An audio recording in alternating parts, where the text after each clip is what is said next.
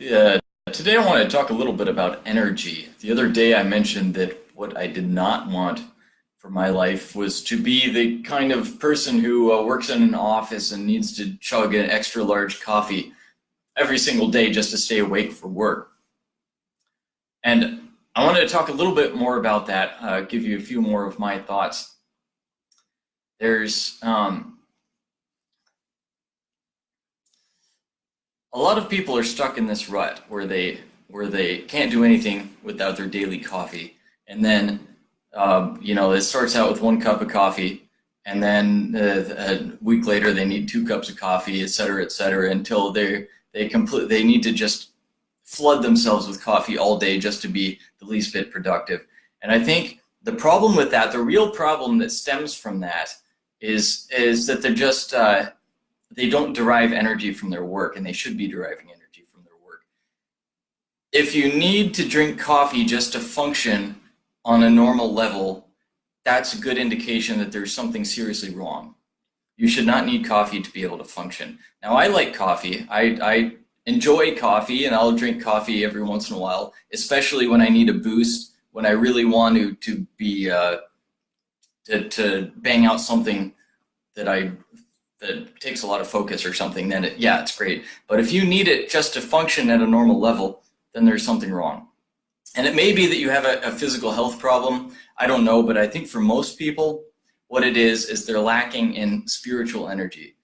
And the problem there is that if you are not doing what you should be doing, if you're not following your path, if you're not doing something that is your mission, your spiritual mission in life, why you were put on this earth, then you are going to be bored, and you are going to be low energy, and you are going to need to inflate that energy artificially with something like coffee. And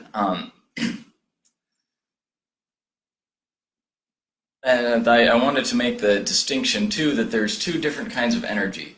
There's a spiritual energy and a physical energy, and they're both kind of intertwined to some extent, but they're not the same thing.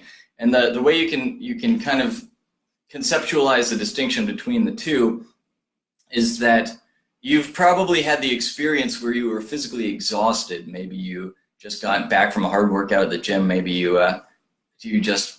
maybe you hardly got any sleep last night, and you really are physically exhausted, but you're working on something that excites you, that you really feel a sense of purpose, and so your physical energy level is down low, but your spiritual energy level is up high. So you're still excited. Your mind is racing, even though your energy is low. So the two are in fact distinct. And now on the flip side, you can have maybe you got a good night's sleep last night, and you wake up in the morning, but you have some task that you dread, and even though you should be in a high energy state, physically you're not. You're dragging, because your spiritual energy can drag down your physical energy, even though your spiritual energy can be high and your physical energy low at the same time.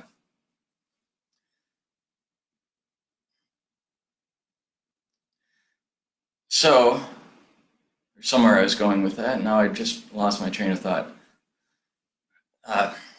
So if your spiritual energy is low, that's an indication that you need to be doing something else. And maybe what you're doing for work is not fulfilling to you, and that's understandable. That's probably true for a lot of us.